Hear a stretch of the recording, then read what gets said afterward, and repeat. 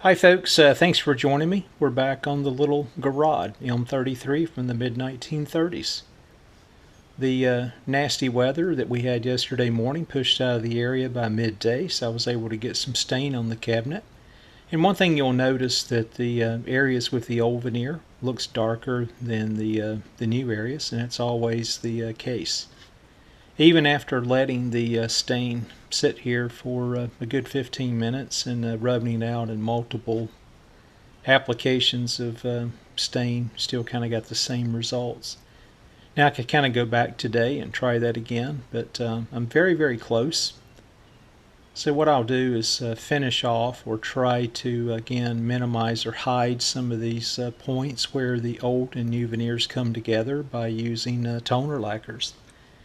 So while I'm waiting on the humidity to drop, I was able to take a scrap piece of veneer here, and you can see I've got various toner lacquers here that I applied on a little sample piece. And let me just show you my plan. Again, if you look at this particular dye-based toner, which allows the grain to pop, it's really close in hue to the existing stain.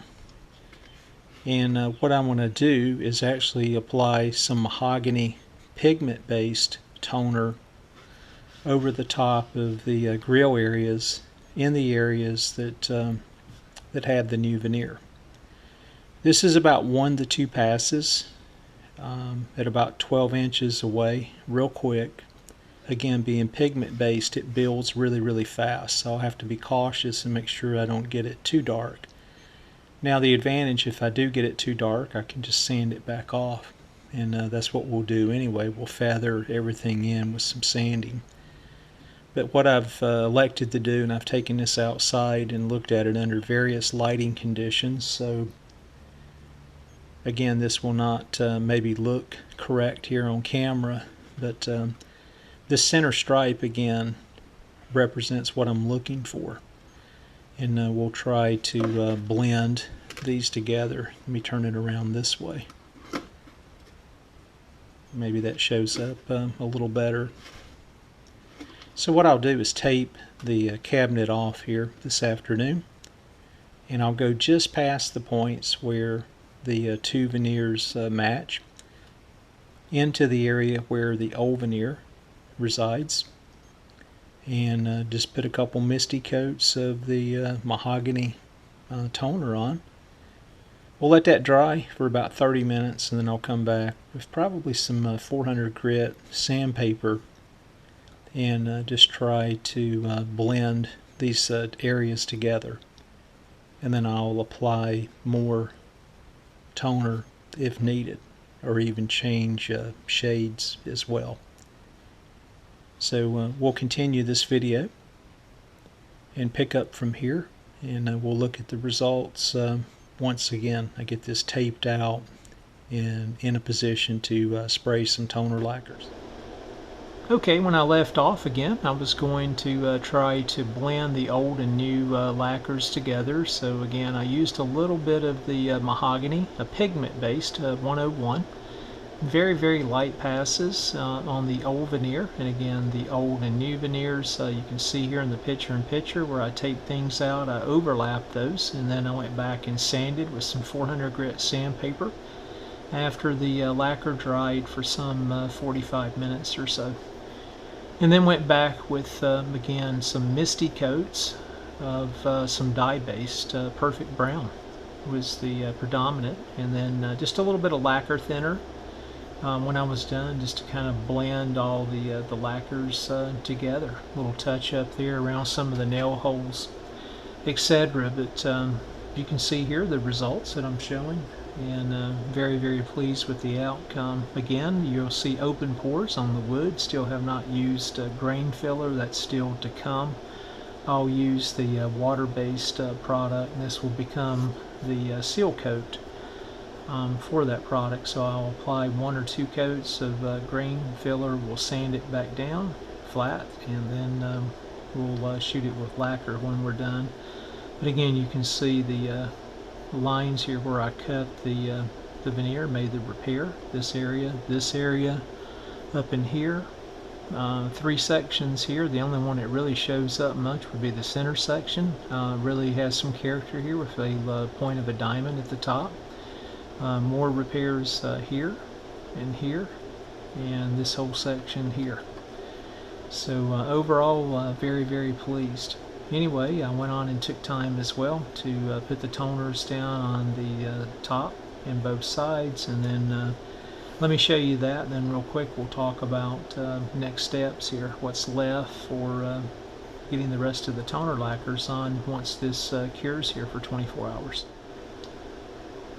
Okay, here's a look at the top itself. Again, it turned out really well. Again, looking at my original documentation for my photos, this piece here was actually stained or toned the same as the front and the top. So I left it that way for now, and we'll study my photos just a little better and see. I may actually tie this in to the other sections here with some extra dark walnut. But we'll see. And again, while I'm on this section here, I'll let you know again, this will be extra dark walnut on this entire fluted area, with the exception of this area here and this area here, and it will be dark black, and that's to match the cabinet as I found it. Again, that may not be the way it came from the factory. I don't have any examples to go by other than mine, but I think it was the original finish. Let me pop it around here. We'll take a look at both of the sides. Again, I used dye-based toners here, and you can see the grain really pops, and again, no grain filler has been placed on the cabinet at this point in time. Okay, I'll try to hold it up here where you guys can take a look at it. Again, did a lot of sanding and prep here, and filled in some places on the cabinet, and then I tried to do some touch-up with a marker, and then use some lacquer thinners again to kind of blend in those repairs.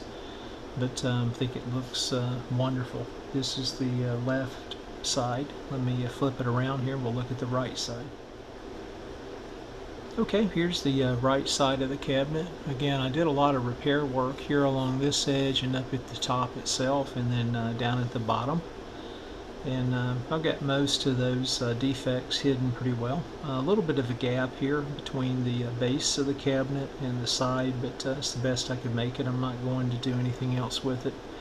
But this particular veneer on this side, a lot more grain, and it's really just gorgeous. So I think once again we get the grain filler placed in, we get it sanded down, get some clear coats put on, and then I'll probably knock it down with some steel wool.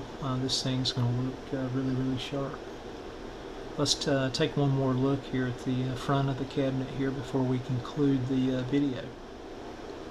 Okay folks, one more different angle here, the front of the cabinet again with the toner lacquers on. Again, this groove here and this one will be a black lacquer, and then the base itself.